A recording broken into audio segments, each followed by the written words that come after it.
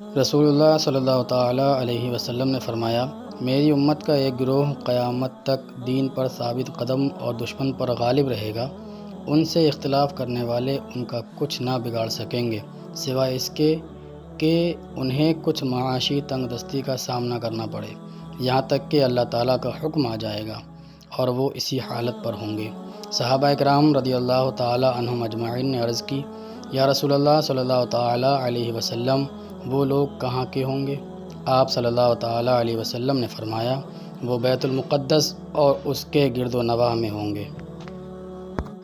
رسول اللہ صلی اللہ تعالیٰ علیہ وسلم نے ارشاد فرمایا، سخی انسان اللہ کے قریب ہے، جنت کے قریب ہے، لوگوں کے قریب ہے اور جہنم سے دور ہے، اور کنجوس انسان اللہ سے دور ہے، جنت سے دور ہے، لوگوں سے دور ہے اور جہنم کے قریب ہے۔ سیدنا عبداللہ بن مسعود رضی اللہ تعالیٰ عنہ بیان کرتے ہیں کہ رسول اللہ صلی اللہ تعالیٰ علیہ وسلم نے فرمایا، اللہ تعالیٰ اس شخص کو تر و تازہ رکھے جس نے ہم سے کوئی حدیث سنی، پھر اس کو یاد کیا یہاں تک کہ اس کو آگے پہنچا دیا۔ کئی ایسے لوگ ہیں جن کو حدیث پہنچائی جاتی ہے، وہ سننے والوں سے زیادہ یاد رکھنے والے ہوتے ہیں۔